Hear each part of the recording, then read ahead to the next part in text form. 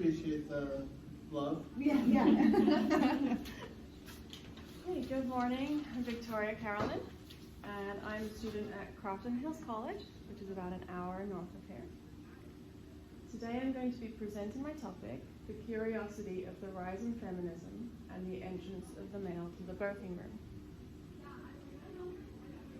This is an ethnography, and the types of study I used were observation, immersion, and historical research. For observation and immersion, I photographed over 100 childbirths, both in the hospital and at home. So when I talk about the rise in feminism and the entrance of the male to the birthing room, what I'm really discussing is the rise in feminism alongside the entrance of the male to the birthing room. Over the last century, we've seen a huge rise in feminism and women's rights, and we've also seen a huge rise in the presence of men in the birthing room. This could at first seem quite confusing, as you might expect the rise in feminism to show a decrease in the number of men in the birthing room. So we're going to look a little bit at the history of childbirth in order to start understanding this. Before the 1900s, women gave birth outside of the hospital with female attendants. Once we hit the 1900s, the hospital entered the scene. Women started going into the hospital and were having their babies delivered by a male doctor. Now that we're past the 1900s, the hospital remains a very popular choice. However, we're beginning to see a very steep incline in interventions in birth, such as the epidural and the cesarean section. Seen alongside feminism, this is confusing because it appears to take somewhat of the control away from the woman. So we're left with a bit of a paradox here. I'm going to look at a case study. I photographed one of Ali's births. She felt that once she stepped into the hospital room, she had her control taken away from her. And she wanted a natural hospital birth, but ended up with a C-section against her wishes. So this is a little bit of her story. Our nurse informed us that the clock was ticking because my water had broken. I needed to progress and have my baby sometime within 24 hours, and I was running out of time. I started to become very nervous, and I've italicized all of the words and phrases that show that she felt that her control was being taken away from her in that environment. So I asked a local home birth midwife to look at Ali's story and make some comments on it. And part of what she said was, stress affects labor. It can prolong it or even stop it. It's a fight or flight response. So basically, when we step into a foreign environment such as the hospital, we are very vulnerable to outside influences, and we lose the control of our birth at that point. So you could say that the hospital is no longer a male-dominated environment. In fact, 85% of OBGYN residents are currently female. However, we're going to look at some statistics of birth to see exactly how male or female dominated the area currently is. So in 2017, there were 3.8 million births total. 1.61% of these happened outside of the hospital. That's around 62,000. This leaves around 3.7 million births still happening inside of the hospital.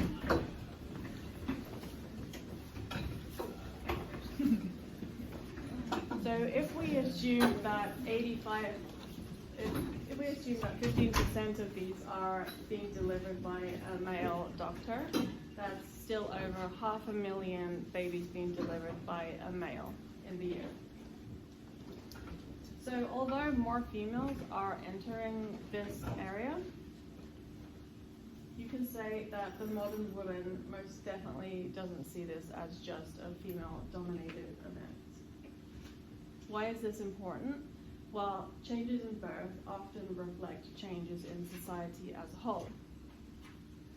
And we can see rape culture in our society reflected in birth in something called birth rape. This is when procedures are performed on women during labor against her informed consent. So if women are giving away some of their power when they enter the hospital, during this time of rising feminism, why are women continuing to step into the hospital and give away their power in this way? Well, I have a theory, and I'm going to call on the philosophies of two wise people to outline this theory. The first is that of German philosopher George Hegel. His dialectic theory talks about the changing of ideas in society. He believed that in order for society to progress, ideas had to be constantly changing. So, in other words, there would be a main idea in society, an opposing idea would arrive, and a solution would need to be found. This solution would then become the main idea. Next, there would be a new opposing idea, and a new solution would have to be found to bring these together, and this solution would become the main idea. And in this way, society would progress. So I've put into this my own words about birth to show how birth may have progressed over the last century. The main idea was that women would birth at home. The opposing idea is that men are superior doctors, and the solution to this was that women would go into the hospital to birth. The new opposing idea to this was that men needed to be more evolved fathers, and so men would go into the birthing room with the women. And in this way, we can see that over the century, men were gradually coming more and more into the birthing room. However, this wasn't seen as a form of control towards the woman. The woman was seeing it as equality, because the men were stepping up and becoming more equal fathers by going into the birthing room with them. In this way, we can see that this theory shows how feminism can go hand in hand with men entering the birthing room. Secondly, my mentor, Dr. T.L. Brink. In his book, Ways to the Center, he talks about two forms of relevance, ultimate and utilitarian.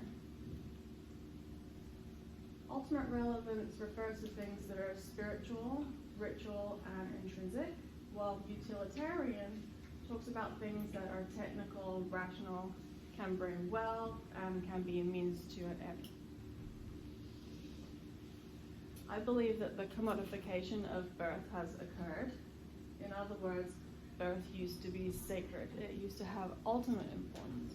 It used to be a ritual, a rite of passage, and it used to hold importance to the entire community.